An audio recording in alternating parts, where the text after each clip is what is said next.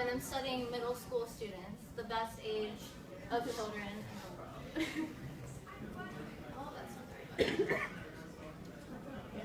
Okay, so I first felt it when I was sitting in a classroom my sophomore year, and I was taking an honor seminar. They're so excited for my talk right now. I was taking an honor seminar that was about education in our nation and in our community. And I had my little piece of notes in front of me, like good honor students do. I'd done the reading and I was prepared. And we started a discussion. And we started talking about how some students in this nation and in this country do not receive an equitable or equal education to their peers in more affluent areas. And we're having this discussion, and it's like 3:30 in the afternoon, my caffeine's running off, and I start shifting in my chair, and I feel this feeling. And it's not confusion, and it's not anger, it's this deep-rooted feeling of feeling unsettled. And reflecting back on that moment my sophomore year, I realized that's the moment I found out that I was most passionate about having equitable education for all students in this country, but especially those that live in poverty. So today, I'm going to talk to you about my journey as a change agent, or a person that is interested in helping solve or reimagine a complex societal issue by actively engaging in their community and also seeking out various mediums to speak out to the public. I knew I loved working with children. My senior year of high school, I was fortunate enough to attend a very affluent school in Columbus, Ohio, in the Olentangy School District, where over 90% of our graduates go on to a four-year university, and almost all of their families have a $200,000 family income. So when I was sitting in that chair and I was feeling deeply unsettled, I said, this is not me. These children are not me. How is it fair that they do not have the same opportunities that I had? And as we went through that course, I realized that was the complex issue that I'm most passionate about. That the fact that some students in this country do not have the same resources isn't fair. So the three avenues that I'm going to be talking about today are choosing unique opportunities, creating experiences, and having impactful reflection. So the first I'm going to talk about is choosing unique opportunities. So you're actually going to interact with yourself in this talk. I know that we often are asked to interact with others a lot of the time. So I want you to reflect and talk to yourself, have a mini conversation. And I want you to think about what complex societal issues are you passionate about or interested in? And if you're already working towards one that you want to discover more about, or if you're working towards embellishing the deeply rooted issues that are involved in it, what are you going to do next? I included two pictures up here from my learning portfolio.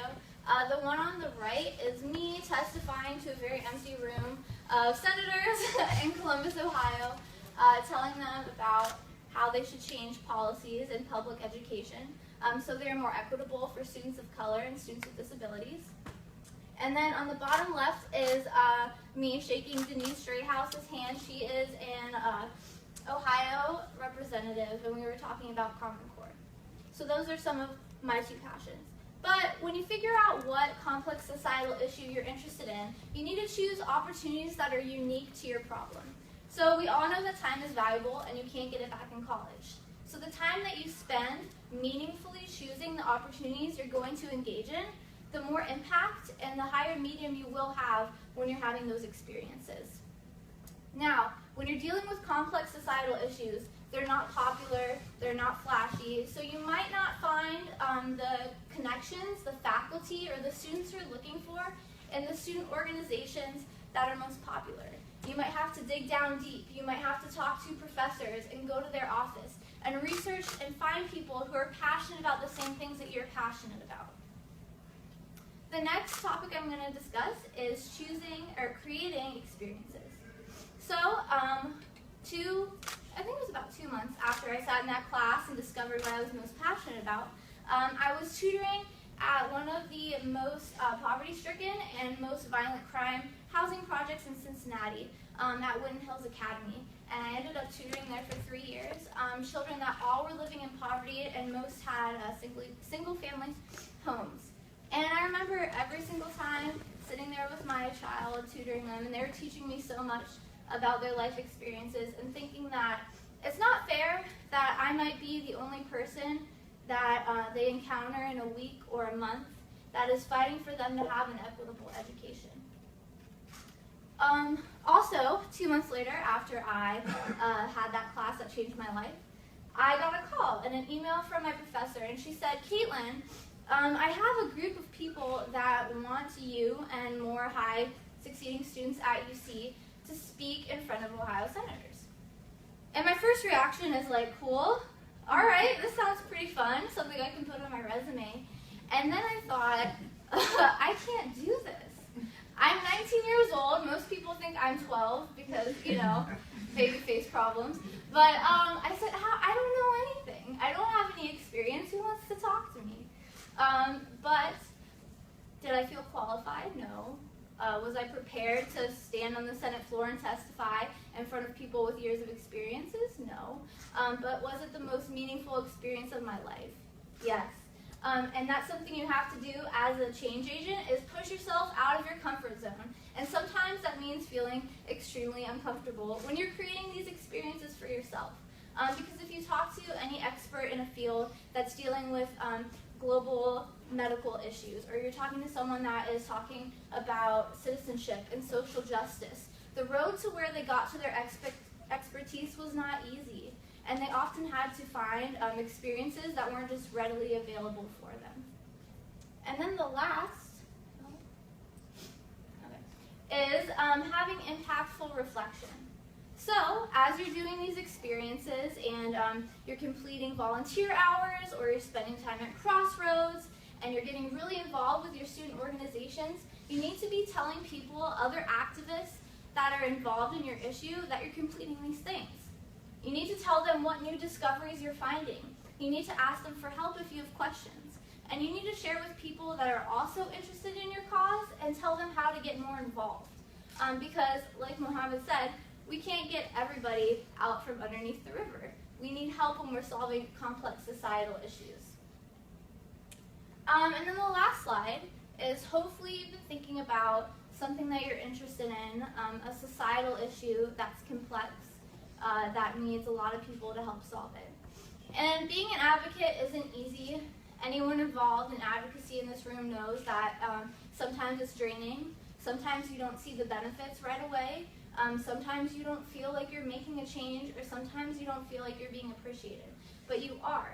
And sometimes that takes a little bit of self-reflection. So I'm a teacher, so I made a chart. It took me like 20 minutes.